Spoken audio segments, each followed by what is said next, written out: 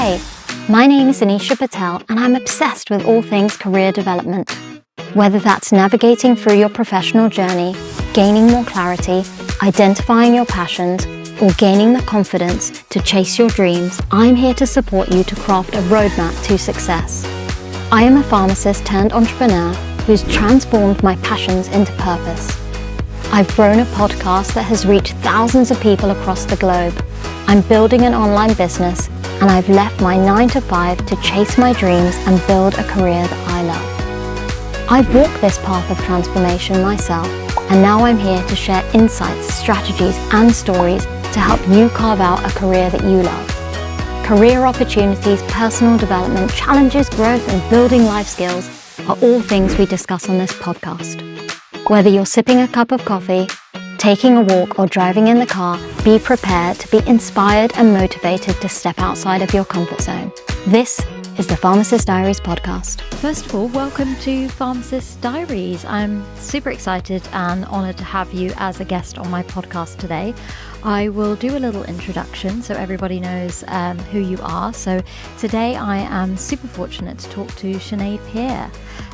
She is a pharmacist with a really diverse kind of work experience, having clinical roles, looking at the academic side of her career, as well as operational roles across the globe. And I love the word globe because I get really excited about anyone who's worked abroad. So watch this space in terms of the episode because Sinéad has worked in Hong Kong with Hong Kong University. So I'm really excited to showcase that story. And another element of this episode, which we're going to kind of dive deep into, is that Sinéad is currently working for NICE as a Chief Pharmaceutical Officer as a fellowship. And this is something that we have here in the UK and is such an amazing opportunity for pharmacists who are usually around 7 to 8 years qualified. You can be less or a little bit more, but it allows you to work in a different pharmacy space. It allows you to look at leadership opportunities. It allows you to open your mindset in terms of other organizations that are available as pharmacists and the opportunities that come with that. So we're going to dive deep into why she's applied for it, what the opportunities it's brought her, and kind of why she's enjoying that journey. So welcome to the podcast. Thanks so much for having me. Absolutely. I'm really excited to kind of get to know you and your journey.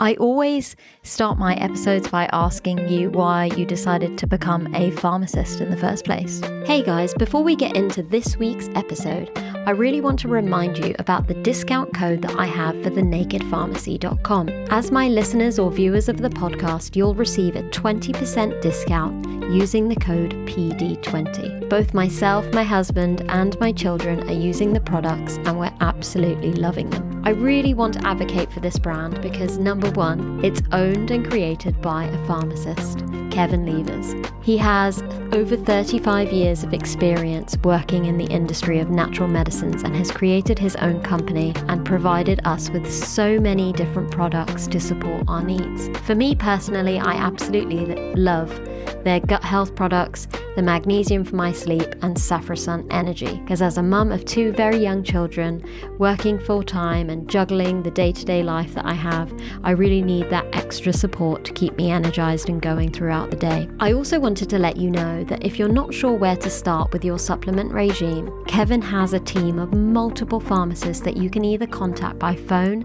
email, or on social media to get some support on where to get started. Check out their website, thenakedpharmacy.com. Now let's get back to the episode. I feel like I fell into pharmacy. That's cool. I was really interested in the science of drugs and how they worked. So originally I was going to study pharmacology, but I took a gap year and did some work in a community pharmacy and met an incredible mentor of mine who has been with me throughout my career, and she persuaded me that I should study pharmacy instead of pharmacology. She told me that I would have much more diverse roles available to me if I studied pharmacy, and that I could still do the same roles that I could do with a pharmacology degree. So I contacted the head of pharmacy and pharmacology at Bath University and switched over. And then I'm really glad I did, because now I'm not doing a job that I could do with a pharmacology degree. And actually, I didn't find pharmacology as interesting as I think clinical and all those things that clinical has to offer. So, yeah, it really opened this new space for me. Amazing. I love that.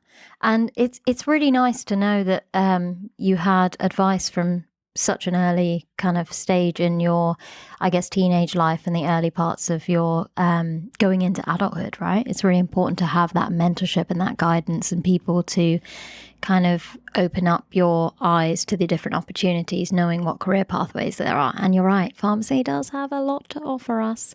And we are very fortunate to be in the pharmacy space. So it's really good that you had someone to guide you along the way. What was university at Bath like in terms of your passions and what you were interested in and where you could see yourself? So you've talked a little bit about enjoying the clinical side of pharmacy. What were your thought processes back then? Yeah, so I'm not going to lie to you, it was hard. It was a hard degree. But I had a lot of fun. The University of Bath is really is a really nice campus. I met a lot of really nice people, and yeah, we had some really good clinical leads who were able to give me a lot of insight into what hospital pharmacy is like. And I think from quite early on in my degree, I knew that probably that would be where I would go. I did consider pharmaceutical industry for a while, but I think I decided that hospital is really where my head is at. And I think that partly came from having worked in community for so long beforehand. I was kind of over it, I suppose, and thought, this would be a new and exciting challenge, and had much more to give in terms of breadth in the future as well. Yeah. Cool. Amazing. And what was it like when you first qualified and going into the workspace? Tell us a little bit about your actual journey when you first qualified as a pharmacist. What was young Sinead like then? So I did my pre-registration in Bart's Hospital, or Bart's Trust, which spans 5 hospitals. It's a huge trust, but it gave me so much breadth, and I was able to discover so many different clinical specialties, which I found extremely interesting. I was very lucky to meet incredible mentors and leaders in their field, and Barts is a specialist site for lots of areas, so I met lots of really incredible leaders who now are well ahead of where they were a few years ago. So it was just an incredible and inspiring experience. And when I finished my pre-registration there, I knew that I really wanted to do a residency, because I felt that was the best way to not only learn, but to really throw yourself in the deep end. I think I'm someone who learns better that way, when I'm in a pressurized environment, and I need to know it, not just that I want to know it. So I think I knew that doing a residency would be really pivotal to my career, and I actually didn't manage to get one as a pre-registration trainee, and I went instead to Southampton to do a medicines information post for a year before finally doing my residency back at Barts. And I think that year was actually really important for me. I think it was a year that really made me grow as a pharmacist. I learned a lot about how to use sources of information effectively. a lot about communication, a lot about how to understand information and give advice, which I think is like such a pivotal skill in pharmacy, and really helped me when I became a resident, actually. And having that extra year with me of experience meant that I was able to help others in the same cohort as me, and kind of aid them in their kind of journey as a new pharmacist and beginning their residency journey. Yeah, because absolutely, when you become a resident, you know you have to work alone a lot of the time, and you've got that pressured environment. You have to be assertive. You have to know where to find information super quick. So when you have experience in MI, and actually even for me, having a 3-month rotation in MI boosted my ability to be a good resident on those night shifts, because you are constantly answering queries, taking in information, as well as understanding it, summarizing it, and then feeding it back, but looking up all the different types of resources. And though when I did residency, a lot of the resources were still books and not so much online, and we're so fortunate now to have so much available to us online. As a resident, we didn't have the online BNF, and I'm not even that old, but we didn't have access to the online BNF. We were still kind of using the paper version. So it was an amazing opportunity to grasp a lot of very detailed information and then quickly summarize that to give an answer. And knowing the style of communication that you need to give the person you're feeding back to, whether it's a patient or another healthcare professional or a pharmacist, you've got to be able to adjust that style either on the phone or through email. And those are really important and valuable skills for us as residents and as a foundational pharmacist who's learning all the new skill set that you need to be a really good pharmacist. So though it must have felt really disappointing to not get that residency position, I'm really happy to hear that you pursued something interesting and you can see the value and how that brought you back to Barts to become a better resident pharmacist, and it improved the skill set that you had. And you probably had a little bit more edge than some of the other residents when they first started their journey. And I love that you've just put a positive spin on it as well, because it can be so disappointing when you apply for jobs and you either don't get the interview, or you get to the interview stage and you just are super nervous and really want the job, and unfortunately hear back a rejection. No one likes that. It doesn't feel good, but there are positive ways of making a spin on that. It could be that maybe that hospital or that GP practice wasn't the right place for you, but also it might not be the right time and that you need to do something else first. But yeah, I'm really happy that you went back and reapplied. What was residency like for you? Residency was intense. How else do we describe residency except intense, insane, crazy, no sleep, loads of work, trying to do the diploma, feeling like a headless chicken at all times, but loving the journey? Yes, and I'm very lucky at Barts. I actually specifically decided that I wanted to do Barts because of their rota. I knew that it would be extremely intense, but it was only for, I think in the end I did it for 8 months, but usually you only do it for 6 months. So we do things like 7 nights in a row, or we did in those days. So I don't think they do that anymore, but I think I knew that it was going to be a terrible 6 months, but it was going to be that, and that was it. So I think that's what really drew me to that, to apply there.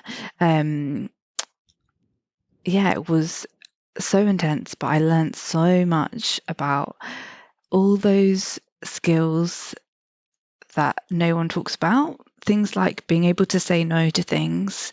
I think that's like a huge skill that you have to learn when you're a resident, because you realize that you can't do everything. You're just on your own, and if someone wants paracetamol, that's not for you to do in the middle of the night.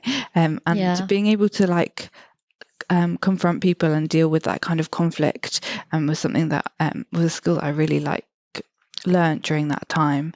And I think just things like time management and understanding people and how they work and what tiredness does to people and how to manage that and how to communicate with colleagues who are under similar pressures as you.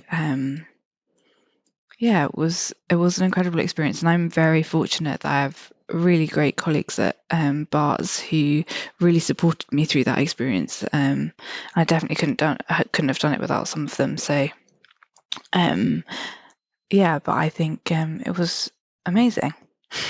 Yeah, I always encourage, because I did a residency myself, and people who watch and listen to this podcast know that I'm always raving about that experience and encourage people to go into it, simply because the learning curve is so beneficial. But I really also like the rotational aspect, because if you don't really know what kind of pharmacist that you want to be, and from the perspective of, what clinical area, or do I want to do education? Am I a good leader? Do I want to leave hospital pharmacy and go into kind of GP practice? It does give you a huge variety in the types of roles that you see, because of the different teams that you work with, whether you're in dispensary, MI, on a ward, in a clinic. You've got exposure to a lot, and you start really learning so much about yourself, right? Not just from the point of view of skill, because skill is, you definitely learn so much, but understanding what you're passionate about, what lights you up every day, what rotation was just absolutely incredible. And you can visualize yourself in that area of expertise for the rest of your life, or the ones that don't quite, resonate with you, where you need to do it.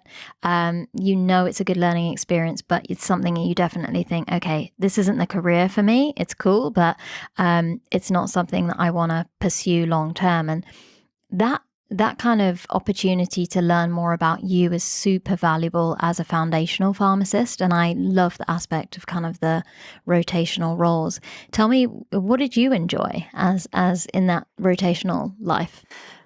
So I've actually been rotational. All of my pharmacy career in hospital that I've spent in hospital, I've been rotational, and I've basically worked my way around, I feel like, almost every specialty at this stage. I think for me, some highlights were definitely HIV. I loved HIV. And I did some work in hepatitis recently that I really enjoyed.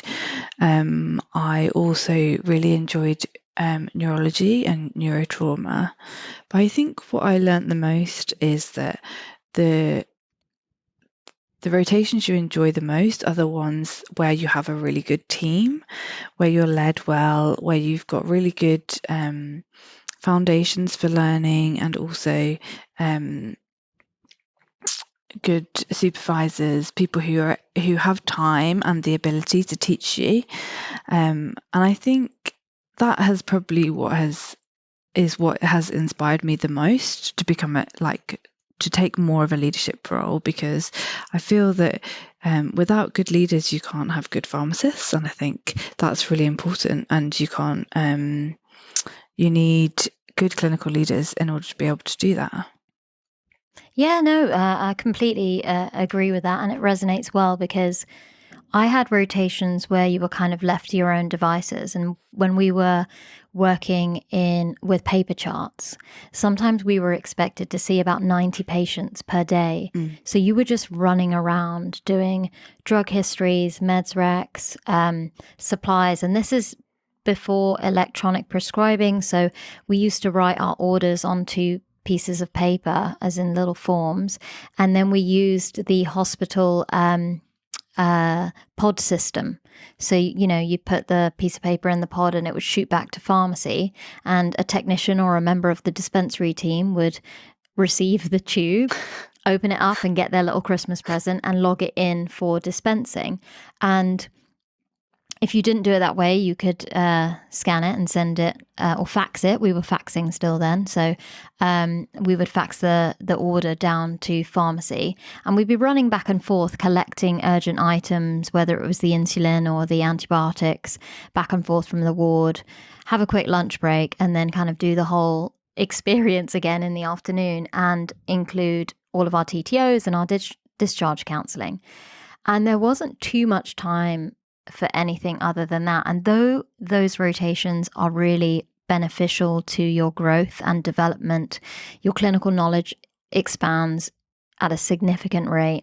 You're counseling patients left, right, and center. So your ability to communicate and engage with families and parents and carers and sort out TTOs and deal with really complex issues improves at a fast pace. When you compare that to another rotation, which might be a little bit slower paced, I worked in like gastro, upper GI surgery and lower GI surgery. And at that time, my 8B pharmacist was Rebecca White, who wrote the enteral feeding guidebook, which we use all the time.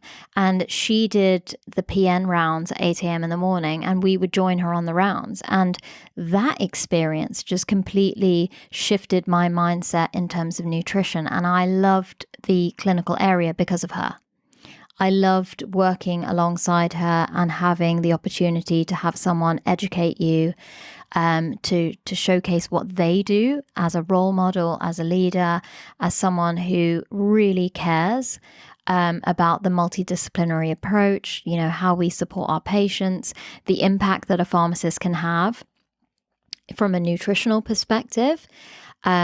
And then going into all the guideline development and the formulary work that she did, that rotation helped me to believe how much I enjoyed PN. Now, although I haven't chosen PN as my kind of route of choice in terms of specialism, a lot of the kind of passion for PN and enjoying that aspect of being a pharmacist, because you do it in your day-to-day role, has stemmed from that rotation and working with her. So you're right, it really does depend on the team sometimes, and it's not necessarily the clinical topic.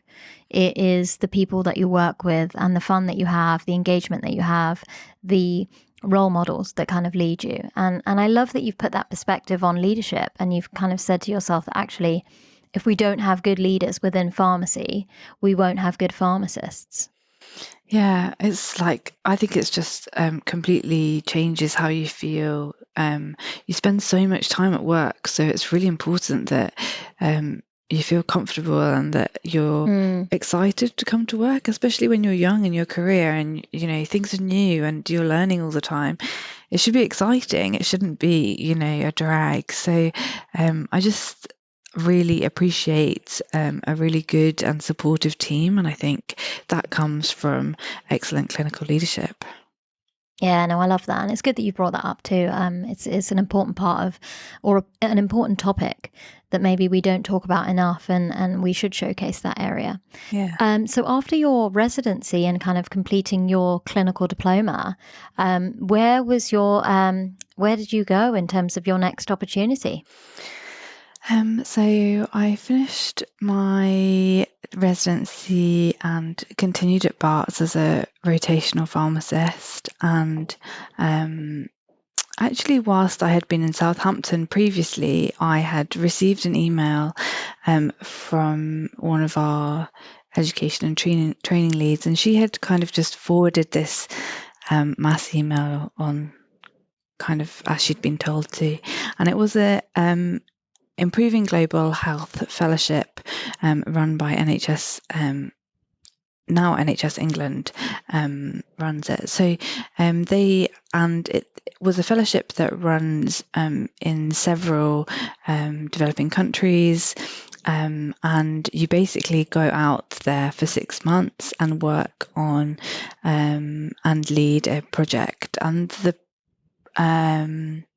the idea is to try and improve leadership skills of people in the NHS, and then bring them back to the NHS later. So when you're out there, you do a project and you get given that is your sole responsibilities. You don't have any clinical duties. You don't manage anybody.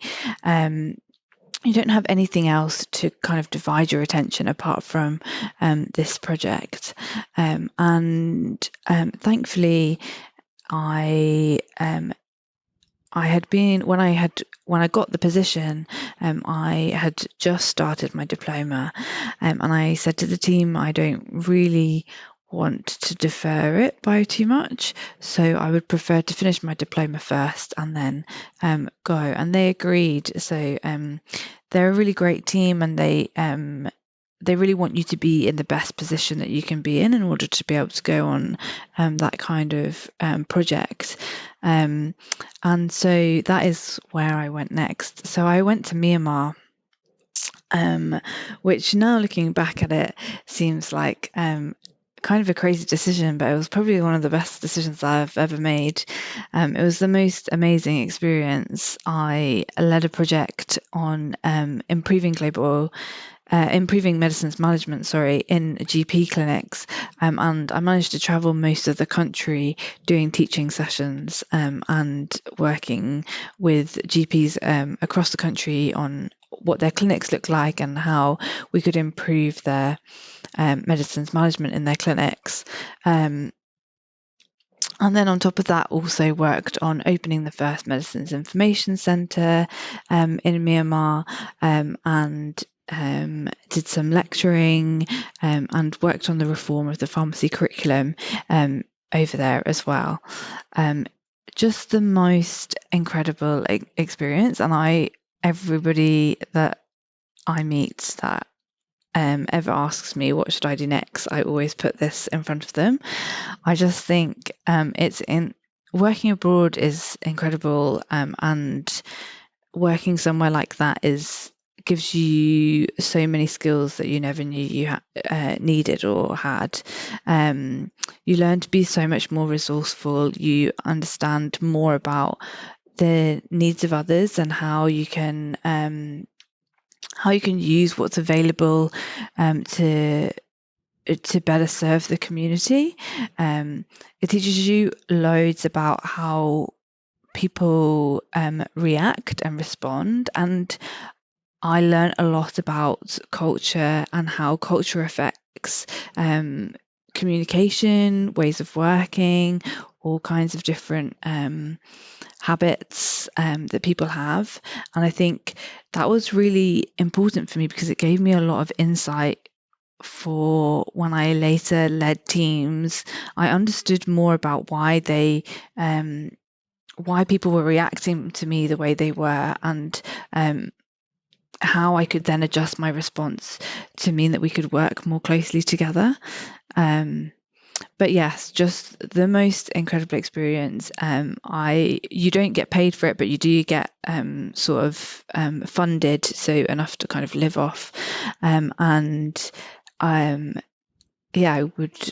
wouldn't change it for the world. And I was so lucky with the timing because Myanmar is now in the middle of a coup, so it's no longer running over there. And it's just, I feel so lucky to have had such an incredible experience.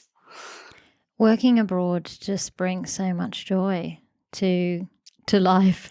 I think exploring the world, being able to travel and meet other people in different cultures, support a different community, utilizing the skills and experience and knowledge that you have from home, from the NHS, from your pharmacy degree, and then utilizing that to support another community, it brings an incredible amount of reward. And you don't know it. You really don't know what that outcome is going to be until you're there and you're living in it. And you just think, wow, this is it. Like, I can't believe I'm here and I'm doing this. And when you come back and reflect on also how lucky you are, because sometimes we get into this sort of trap of the frustrations within the NHS. I've been there. I've said the things like, that, we don't have enough resource, we don't have enough time, we don't have enough ward pharmacists, we don't have enough leaders, it's, you want, you need. And I say this to my kids, like I say it to my 6-year-old. She sees, it's something silly as a Barbie in a shop, and she's like, I really want that, but it's the day after Christmas. And I'm like, seriously? It's just Christmas Day yesterday. But, it's hard for them to grasp this concept, but it's something that I'm trying to help her to learn, is that, be really grateful for what you have and see the good in everything that you've already got, and especially in the NHS. And it was really only until I left the NHS to live in Abu Dhabi that I genuinely understood how lucky I had it. I genuinely understood how amazing our policies are, our guidelines are, the resources we have available. Procurement, was my biggest shock. Like not having access to even sort of 20% of the drugs that would be delivered in the afternoon if I put an order in the morning, especially in community pharmacy. You get multiple deliveries a day. Some drugs took multiple months to come into the country. And then I realized, okay, I was lucky to live and work in that environment. But again, like I love that resourceful piece because that's really important. You start thinking about things outside the box that will help you to make those changes for that community and support the people that you're working with. And it really opens your eyes to what other countries have to offer in terms of a healthcare system and what challenges they face, what obstacles they have, and how, all of those skills and knowledge that you can bring to the table will improve what they've got to offer. And to establish a medicines information center in that journey is so cool. I love that you had that as part of your journey. That is a really cool story for you as a pharmacist. And one to be really proud of. So I'm really glad that you enjoyed that opportunity and it's kind of stayed with you it will stay with you for the rest of your life. So if anyone's listening or watching this episode, of course, I will put a link to the Global Health Fellowship. It's not obviously in the same area, but if it still exists, we can put the link up in the show notes. But that wasn't the only place that you obviously worked internationally during the pandemic. What did Sinead do? That is super exciting, by the way. Share that version of your international journey. Yeah, so when I finished in Myanmar, I had taken a year out of my work in London to do the fellowship in Myanmar, and I decided that I would take 6 months to go traveling afterwards. Traveling's always been a big part of my life, and I just feel like it really broadens you as a person. And whilst I was traveling, the pandemic struck. So I'm mixed race. So I'm half from Hong Kong, and my mum's side of the family are all there. So I was in Asia, and I just thought, I'll go and sit it out in Hong Kong for a few weeks, or at least until the end of my sabbatical, and spend some time with my grandmother before amazing. I've never had a chance to spend that much time with her before in my life. So I wanted to spend more time with her. It's a good opportunity. And I was there for maybe a few weeks, and one of my mum's old neighbours saw me in the street, and she said to me, what are you doing here? Like, are you looking for a job? Are you going to stay for a while? And I said, I don't really know. If something comes up, then maybe I would. And she told me that she knew someone at the University of Hong Kong who could give me a research position as a research assistant. What? And and he hired me. I don't know whether he was pleased that he did or not. But yeah, he hired me, and I spent a year and a bit working for the University of Hong Kong, doing big data and clinical research. Mainly, and then as part of kind of things unrolled, the head of pharmacy there, Professor Ian Wong, who you may know, Anisha, I know the name, yeah, for sure. He asked me if I would help to open the vaccination centre. Hong Kong use the University of Hong Kong's vaccination centre, which served about 3,000 patients a day and had about 9 research projects running out of it. And I opened it from a pharmacy perspective. It was running the Pfizer vaccine, so talking about all the kind of like cold storage and making sure the cold chain was completed, and all of those kind of things. I think about 300 pharmacists on the books to run the centre, and it was an amazing experience. again, I learned a lot about dealing and working with people who are from a different cultural background. It was potentially one of my most difficult projects that I've ever done, but it really benefited me, and I wouldn't be where I am today without it, because it pushed me a lot. And I love hearing a story where the project, the task, the experience has benefited you so much where you genuinely feel like it's changed who you are.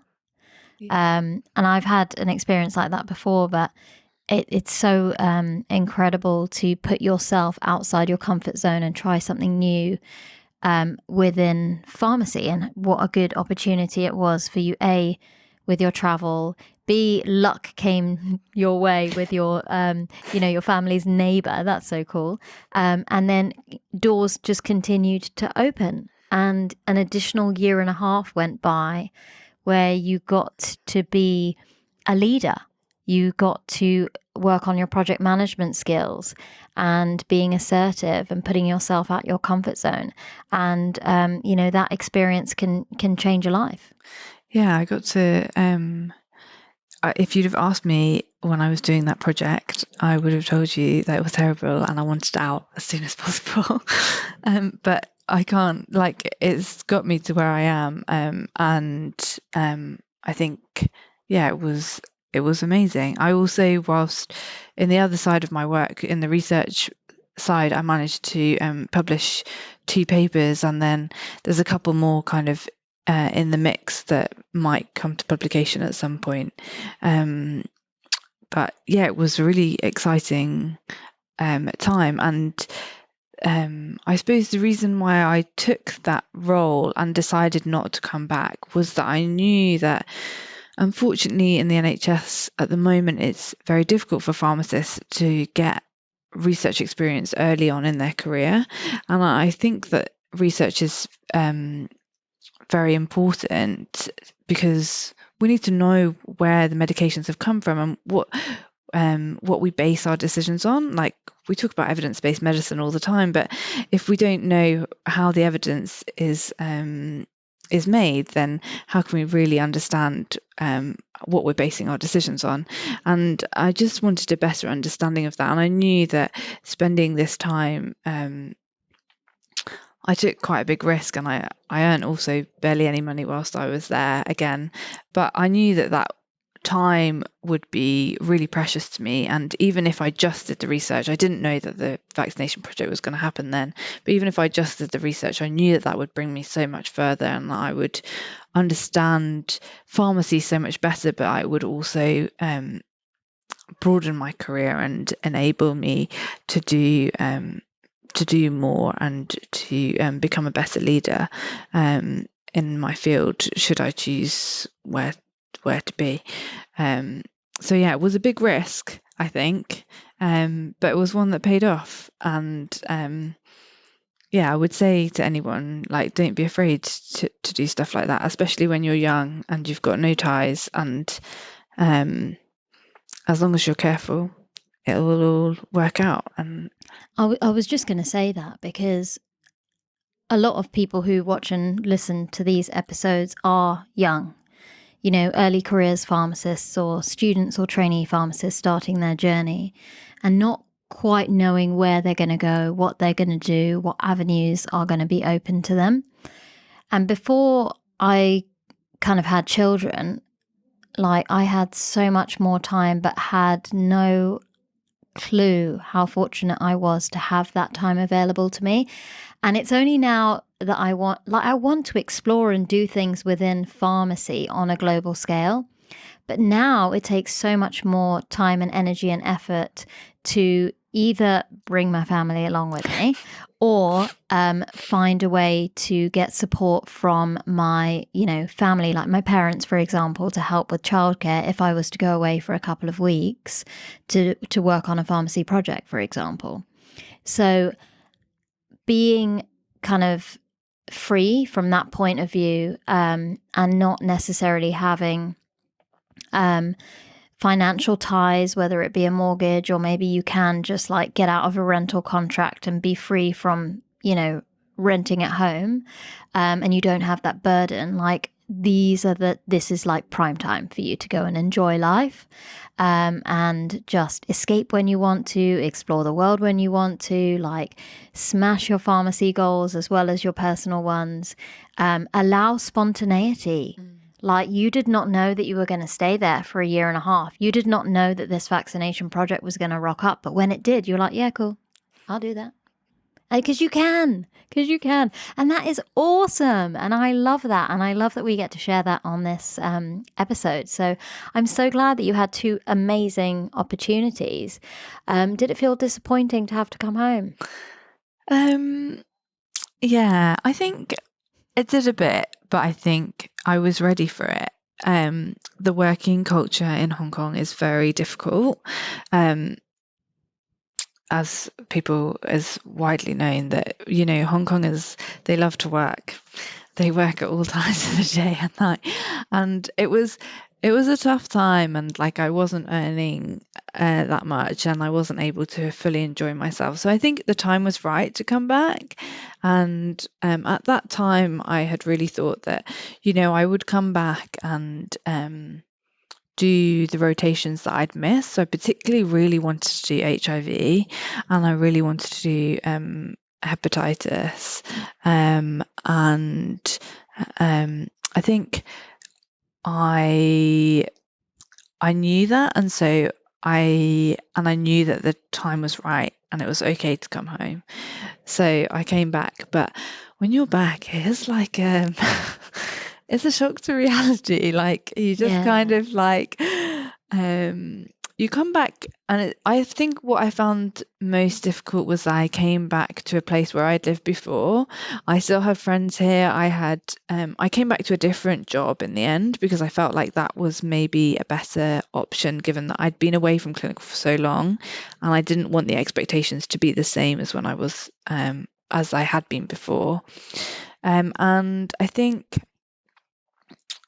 it was really hard to kind of fit back in, particularly post-pandemic. People are changed by the pandemic, aren't they? But I had changed in a completely different way, and I'd been away even longer and done so many amazing things during the pandemic, and it had actually brought me loads of opportunities that maybe I wouldn't have had if there hadn't been a pandemic.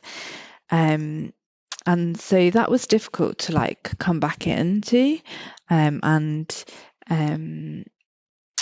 working, like you said, like working in the NHS when you've been abroad and you know that other people don't have that, and everyone's complaining that it's really difficult. And I do agree, it's hard. It's not easy at all, and it's not right. But I think it is a bit of a shock to reality, to yourself when you're kind of coming back into it. The NHS is tough. Like, there are no ifs and buts about it. It is a really challenging but rewarding environment to work in, wherever you are. But for a lot of people who've never left the NHS or left the UK to work, what you don't know, you just don't know. And it's not until that you get that opportunity to leave do you really truly understand you got it good. Yeah. And, there are so many positive things about the NHS. And I did really miss the NHS the whole time I was in Abu Dhabi. I missed the opportunities that we have as pharmacists in terms of working in a hospital with 50 or 60 minimum other clinical pharmacists who you have to rely on. You've got a support network, you've got your role models, you've got education and training team, you've got medicines information, you've got people within that network, that really big kind of friendship circle.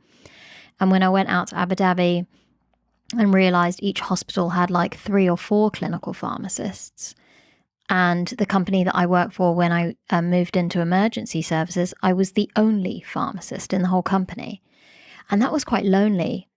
And that helped really made me miss a lot of my friends. It made me miss like my old kind of resi life a lot. And I think what happened was that I focused a lot on that instead of enjoying the moment and what I was doing in that present space. And I'm learning to change that perspective now. And it's only having been away from the UK for so many years that has helped me to realize how much value I had when I lived there. But sometimes when you're in it, you just kind of, again, like when you're in the NHS and everything's hard and feels challenging and you don't have what you want and you can't get what you need, and it's so hard to get the funding for extra jobs or, you know, more resource for IT equipment or a new robot or whatever it is, it feels really hard. But when you are elsewhere and there are different challenges, you then start, to appreciate what you've got. So I can appreciate that it was really challenging, and things changed for everybody post-COVID. Like the whole world evolved.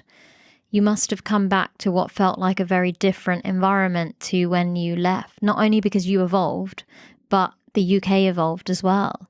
So that must have been quite a strange experience for you. Yeah, it was. Yeah, it was crazy. It was difficult, but I wouldn't say it was. It was bad. It was just. It was so out of the realms of my imagination, and so I kind of thought. Yeah, I think although I had tried to put no expectations on it when I had arrived, I think I probably did have some expectations, and I just kind of was met with something completely different. Yeah, but It's tough. Yeah, it's tough, but you did it. Yeah, and you're here today, and you've done some even more exciting things that we should go into. Yeah. I'm going to fast forward you a little bit in terms of applying for your next adventure, which was the Chief Pharmaceutical Officer's Fellowship. So first tell me kind of how you found it and why you decided to apply for it. So actually the first clinical fellow was a guy called Rahul. He is currently head of digital at NHS England, and he was my pre-reg supervisor when I first started as a pre-reg, and he went into that fellowship from being my pre-reg supervisor. So I had known about it or known of it for a really long time. And I think working in London, you always hear about these big schemes. And I hope that now we'll be able to kind of encourage others to apply from outside of London, because I think it's been quite London centric in the past, but we are broadening out now, and I think that's good. So I'd always known about it in the back of my mind. When just before I left from Myanmar, another friend of mine had just got the position and was also leaving to do that at the same time. A mentor of mine, a really amazing mentor, Jola Matthews at Barts, she had also encouraged me to apply multiple times actually. And the timing had never been right, or I'd missed the deadline, or I knew that I wasn't going to be able to make it for the September cohort, and I thought, oh, next year. But this year just seemed perfect. I didn't know I was doing an HIV job. It was my final rotation that I really wanted to do. There was no other rotations that I particularly wanted to rotate into, and I was thinking, like, what am I going to do next? And one of my main reasons for applying is that I went away and travelled in New Zealand in November last year, and I met a girl, and we were talking about our careers, and we were talking about the fact that your career only contains 80,000 hours. And it made me realise that in that 80,000 hours, how much good can you do with that? How how many people can you benefit, and what can you do to best use that time?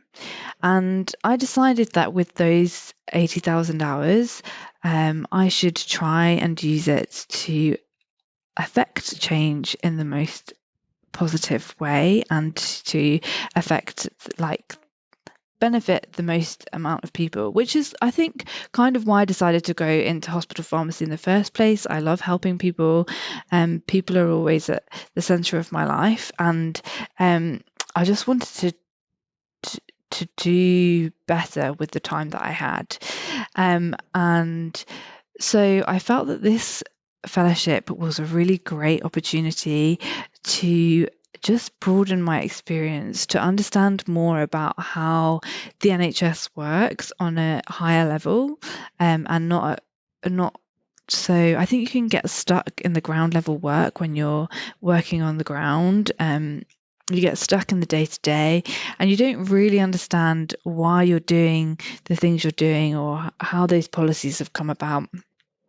And I really wanted to kind of understand that more, but also get to work with incredible leaders, and understand their ways of working, their leadership skills, how they've got to where they've got to, and yeah, just understand more about the opportunities that might be available to me, if I just looked a bit further than the kind of ladder that we get put on when we're pharmacists. I think there's often quite linear progression with healthcare, and I think I wanted to kind of climb a tree instead, I'm with you. I'm so with you on that, because we do, especially as hospital pharmacists, there is pretty much a set pathway that you can follow. And sometimes you get a little bit trapped in that pathway, and also what society is expecting you to do, and what your colleagues, friends, and peers are all doing within that space as well. And that is basically Band 6 rotational job, get your diploma done, go into a rotational 7 job, explore what pharmacy has to offer, and find that kind of specialist area that you love and like, and, have a passion for. Go into a prescribing course, again, get that done, tick that off your list, go into an 8A, become a specialist pharmacist, start your leadership journey, and affect change, like within, your team, and potentially grow a team, like do project management, lots of formulary work, guidelines, finance. I mean, it's an amazing career pathway. But I think there is so much benefit in going outside of that, in exploring what other things have to offer you, to gain different experience, to see like the bigger picture within the NHS and what the healthcare system is offering and why, and then coming back into the system to either affect change, or going on to new adventures, because a lot of, fellows who go into this role end up going into a very exciting position outside of their kind of initial thought processes, or the standard NHS pharmacist pathway. So I love the outside of the box thinking. I love being able to create a portfolio career. I love that pharmacy allows you to do that. And I look at your career. I mean, you are, how many years experience do you have now? 7 maybe. 7. I mean, you're still really early in your journey, but just look back and see how much you've done. Yeah. How many organizations you've worked for, multiple countries that you've traveled to, multiple experiences, and the people, the role models, the education. I mean, it's incredible that you've had all of those opportunities in such a short space of time when you really think about it. I mean, less than a decade, you're still a baby pharmacist. I'm 13 years qualified and I still feel like a baby pharmacist, because I'm now surrounded by people with 30 years experience, and you just feel like you've got so much more to do. You've got so much more to learn. You've got so much more to experience. And I don't think that's going to change for me until I get to sort of 20 years. Then I'll be like, oh yeah, I've definitely done my time.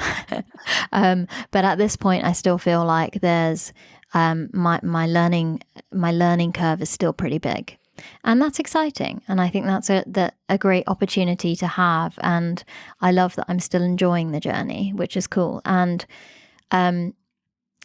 I love that this podcast has opened up so many more opportunities for me. And I've met all these incredible humans along the way and learned so much about what other people are doing. And it helps to keep me motivated.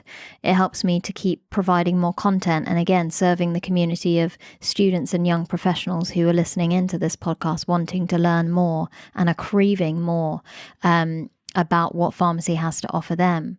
So it's awesome that you kind of took that leap and you kind of said to yourself, well, actually, I don't really know what's next, but I want to know.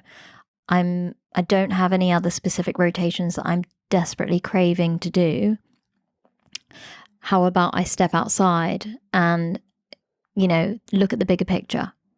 What options are there available in the leadership space? Because you already have a lot of leadership experience from your time in Myanmar as well as in Hong Kong, right?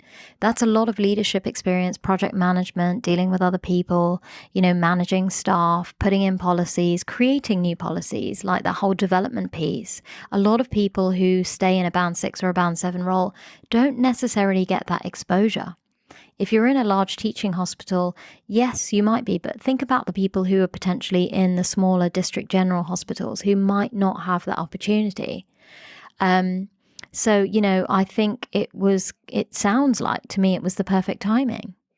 Yeah, it definitely was. And it was just the perfect opportunity to do something new and to try and branch out and see what else is out there, because I think I had got to the stage where I wasn't sure whether I would continue being in clinical or whether I wanted to kind of move out again. And I think this has given me insight into what else is available. And absolutely.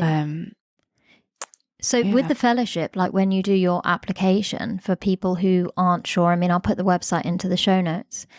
You complete an application, but you have multiple choices as to the different organisations that you can go to. So NHS England, NICE, NHS Innovation, the digital side of NHS, or is that just NHS Innovation? So they do change every year. They do change, right? You can't be sure as to which organisations are going to be in the mix each year. But some examples are GPHC, like you said, the CPHO office, which is obviously an amazing experience to be sat in the same office as people like David Webb and Rich Cattell all the time. Digital, CPPE, CQC, RPS, GPHC. So there's so many opportunities to see like so many different types of pharmacy, and knowing that you so a lot of people who are like kind of interested in regulation but maybe aren't sure whether that it's for them, go and do things in CQC or GPHC. And it's so this year there are 13 fellows in 13 different positions across, I think, maybe 8 organisations, and what happens through the application process is that you apply through a set of questions, and then you do if you get through to interview, and then after interview the way you get positioned is that you rank all the positions that are available, and you are also ranked from your scores. And so it's kind of like they do in the doctor's training scheme, and then that's how you kind of get positioned. So it's kind of random, but it's also kind of your choice. So. And why did you want to look at the position with NICE? So as part of the induction, as part of the application process, you go to a host evening and meet all the hosts and the previous fellows. And I just felt that NICE had a really good team atmosphere. The team seemed really nice, and like that they really got on well together, which I felt good about. And then also NICE is so pivotal to everything we do. They are the people that decide which medicines that we are allowed to prescribe and which ones we aren't. They write our national guidance, and they have such a influential stance on the NHS, and I really wanted to understand more about that. On the side, they do also have an international team. So, okay, so that kind of piqued your interest, and also the research piece, because obviously putting all this evidence or putting all this guidance together comes from evidence, and you had an opportunity to get a taste of research when you were in Hong Kong and working in the vaccination centre and the work that you were doing with the university. And now you get to put part of that practice and experience and knowledge into another role and bring a taste of that into a different organization, as well as build on those skills, which is really exciting. Yeah, real world evidence is so important now, and it's becoming a much bigger part of what NICE does. And I think that is true. That is another part of that kind of piqued my interest that I could get involved in. And previous fellows have done work in real world evidence, so is something that I really wanted to get involved in. So yeah, it's been it was an amazing opportunity, I think. I love it. The phrase "amazing opportunity" has come up multiple times in today's episode, which is great. Another thing I wanted to raise about the fellowship is that a lot of people do it as a secondment from their current job, while some people will resign from their current position and kind of go into the fellowship as a 12-month contract. What I've seen from other fellows in the past is that it has opened an incredible amount of doors in terms of opportunities, roles, your beliefs within the NHS, your understanding of the healthcare system. And for a lot of people, they've not stepped back into a clinical role. They have stepped into a really amazing leadership position. And if they hadn't have taken on that fellowship, it is probably unlikely that those opportunities would have been known to them or become available to them, simply because that fellowship has given you a network. It's allowed you to meet people in places and connect with people and get a flavor of what they do in terms of their day-to-day practice, and also gives you an opportunity to actually showcase who you are and where you can fit in the bigger picture. And I think one of the main aims of this program is to build leaders within this healthcare system. So it's if you've got an inkling of leadership in you, or you've got that little taste where you want to know more, or you really think, okay, I want to try a leadership role, but I don't know where to start, and you've got a few years of experience, then apply for this role. I think it would be really, really valuable. And I found out today that applications are now open, which is really exciting. And they stay open until around the end of February. So this is a really good opportunity to hop onto their website, which I'll put into the show notes. And like you said, there's a host evening where you can meet the different organizations and get to grips with what those fellowships have to offer. And I believe a lot of the fellows from previous years come to these events, or current fellows come to the events. So you have people who are kind of your age as well, and with the same number of years of experience as you, to talk to about the ins and outs of the job, and you can get a taste of what's on offer. Yeah, so the host evening happens once you've got through the first stage of applications. Oh, okay. But like if you Google any, or you search anybody in LinkedIn for if they've done previous fellow who's done this fellowship, they'll be more than happy to talk to you, I'm sure. And I of course, I'm happy to take any further questions if people are interested and want to apply. And the other amazing thing is that it's like a residency in some ways, because you create a new network, don't you? All the fellows become friends, effectively. You have an opportunity to kind of make really close friendships with the other fellows who are on the same journey as you. Yeah, it's a great experience, and even if you don't feel that you're ready, but you think that it's something that you might want to look into the future, I highly recommend that you look at the application process. There are quite a lot of questions.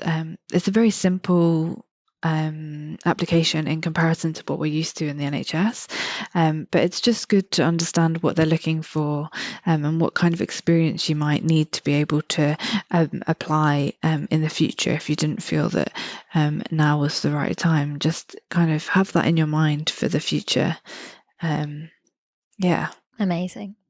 So we've sold it, Sinead. This is it. Oh, these applications should be piling in from excitement from our conversation today. Let's hope so anyways. Fingers crossed. We can only believe. But what I want to ask you is that, you're on this journey. It's a 12-month fellowship, right? So what's next for you, or what do you have in store in terms of ideas for 2024? I have no idea. That's cool. But I think that the clinical life is not for me permanently. And yeah, I want to continue to do what I've been doing this year. And ideally, the dream, I think, would be to go back to global health in the end at some point. But I think I would love to spend more time working in policy and strategy within the NHS and its arm's length bodies, and learn more about how things work. I think it's really interesting, and I've had some amazing projects so far that I'm really grateful for. So I'm hoping that work will only continue and bring more opportunities. So yeah. It will, for sure. You've put in so much hard work and dedication and enthusiasm so far. And when you look back at the last 7 years, you've achieved an incredible amount. So it's something to be really proud of. And I really do wish you all the best for 2024 and beyond. I absolutely want to hear what's next for you once you make that decision. Even if it is to take a break and go traveling, or you find a new adventure abroad, I want to know. So let's make I think you know me too well, a point. Yeah, make it a point to keep in touch. And thank you for reaching out to me. Thank you for making the time for me and the podcast, and sharing your journey as well. Thank you. It's been a great experience, and I'm so glad to be able to share my story, and I hope that encourages others to just say yes, take a bit of a risk, don't be afraid to fail, and apply for the fellowship, because it's going to be the most amazing experience.